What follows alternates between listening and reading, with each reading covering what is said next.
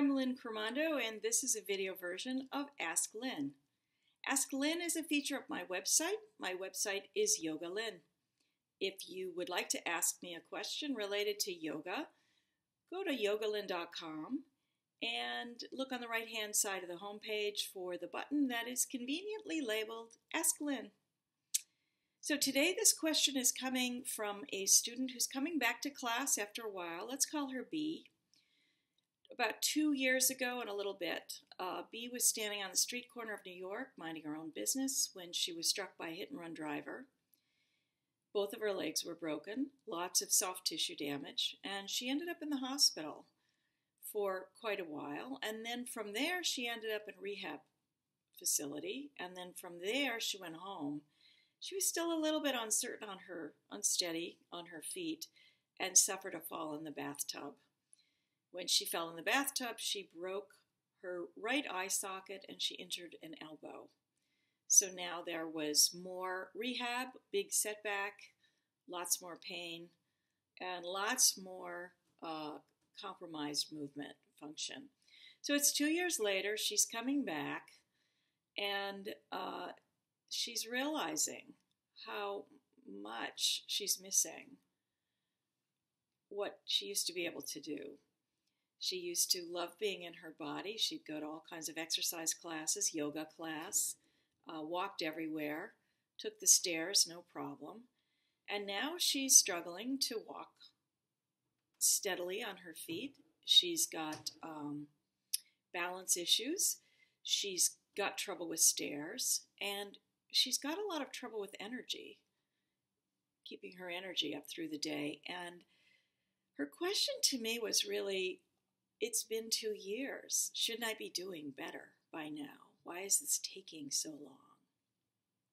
I think that's a really important question, and it's a really important question not just for people who are coming back from physical injuries, but it's an important question for people who are coming back in general from big, either catastrophic or traumatic or life-changing, from big events that have, in a nutshell, thrown them for a loop, coming back from a huge loss, coming back from a job loss, coming back from a death, coming back from the loss of a pet, where you're wondering, shouldn't I be doing better by now? I know as a yoga therapist and a coach, I've helped a lot of people with this question. But I must say that I haven't heard that question more in the last 16 years, any place other than inside my own head, because I too am coming back and have been coming back from a bike accident that happened 16 years ago, and I'm still in recovery mode, always will be. So I asked myself that question a lot. So first I want to just tackle one aspect of the question and say this, that when I was struggling to come back, and I wanted all that physical stuff back too, I wanted to be able to do handstands again, I wanted to be able to do all the triathlon sports, and every time I'd get a little bit better, I would think, well, that's it, I should be doing better, I am doing better, and I'm just going to push my way through here and get everything back. And every time I did that, I would have a setback. I would be back in physical therapy, I would lose momentum, I would lose motion, and I would have much more pain. So by asking myself that question, I really didn't accomplish anything other than creating a lot more suffering. And that suffering is kind of what the Buddhists might call the second arrow. The first arrow is the thing that happens. The first arrow is that catastrophic event. The second arrow is all the stuff you do to make it worse. In my case, it was forcing a comeback. And that's a physical thing, but you could generalize that out and say forcing a comeback. We don't, after all, have classes in how to knit bone. No one tells us how we could do that from our heads. We don't have classes in how to accelerate the healing of a broken heart. These things don't exist because they're not useful. We do the best we can as human beings. It's even kind of silly to think we could override these circumstances that are overwhelming. And who has experience healing 2 broken legs? Who knows how to do that? How would you do that better? So to some extent, there's a silly aspect to us asking that question. We all ask it. I'm not saying you're silly, Beams. Just saying it's human, and it's kind of a question that's not useful. So let's talk about the things in yoga, though, because yoga does offer some tools for helping us get better faster. After we've dispensed with the question of there's a certain timeline and there's a certain way to do it right, but there are some tools you can use when you're coming back. You're already doing a lot of physical practice, I know that, Bea. So for other people who are coming back from an accident, let's say you're doing the physical work. In doing the yoga piece, the asana is the physical practice. Those are the postures. You always want to be working with a breath-based rather than a form-based practice. So you're not looking at what does this pose look like. You're looking at what is the experience of this practice doing for me? How is this practice helping me recover range of motion, ease of movement, better sleep, pain management? How is my physical practice supporting my healing? And in a breath-based practice, rather than working to the picture of what a posture looks like, you're using your breath.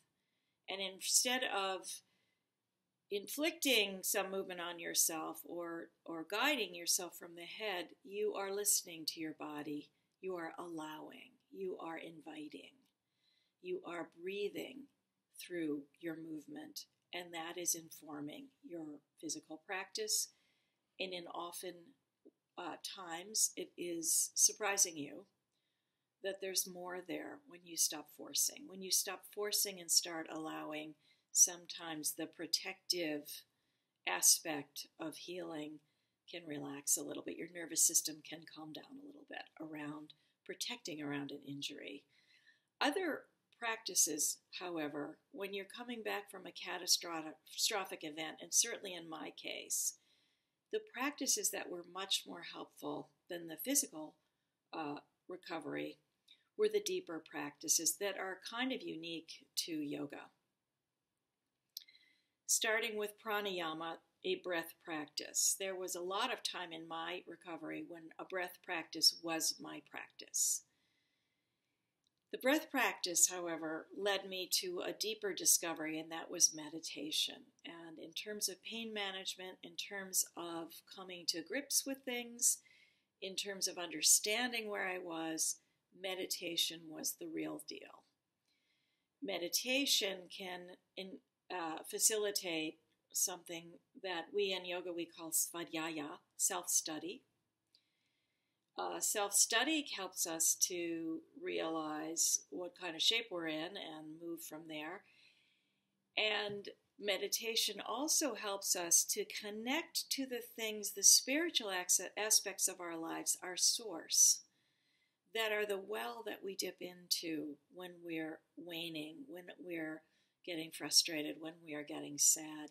For some people, it's a religious experience, but for other people, it's just dipping into the source, where you draw your energy from. So all these deeper practices help with one big concept. And it's a concept that a lot of my clients don't initially like very much, and certainly I didn't like it. And it was the concept of acceptance. It's a difficult word to kind of wrap your arms around when you're in the throes of trying to get away from what happened, is to think that the first thing you have to do is accept what happened. And a really important distinction there is that this word acceptance does not mean that you're okay with what happened. Acceptance means that you understand, let's put it this way, it means that you understand the dimensions of the hole that you're digging yourself out of. And you know that that's where you're beginning from, that your healing is going to begin there. Your healing is not going to begin by comparing yourself unfavorably to what you could do 2 years ago. Your healing is going to begin when you realize, what is my capacity today? What is the damage? What can I mitigate? What resources do I have to overcome this event? Who can help me? How can I help myself? So these things all come about when we truly learn to accept what happened. So in my case, for example, once I accepted that my body was never going to be the same, I started to query, well, what could I do? And in the course of, trying to hang on to this idea that a good yogi should be able to do a handstand, in the course of trying to recover my upper body strength and my arm strength, I started to kayak.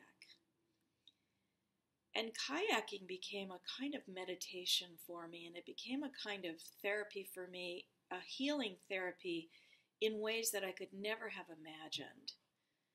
And almost through kayaking, I came to the realization that I never liked handstands. I never liked them. I just did them. And now in this new mode, even though I'll never be able to do another handstand, I don't really care because I've got kayaking and I love kayaking. And so my life is different now. It's not better. I was happy before. I'm happy again. And B, I think you'll be happy again too. But once we've accepted where we are and we start working from there, lots of possibilities open up. And that's my wish for you. Take some time to explore some of these deeper practices, and I'm certainly going to help you with that. And in exploring the deeper practices, be open to discovering sometimes delightful surprises, delightful things that you didn't realize were waiting for you around the corner. So that's my 2 cents, and I hope that it's helpful. And I hope that you'll let me know if you like this video format of this Ask Lynn feature. And until next time, I'll see you in class. Thank you for listening.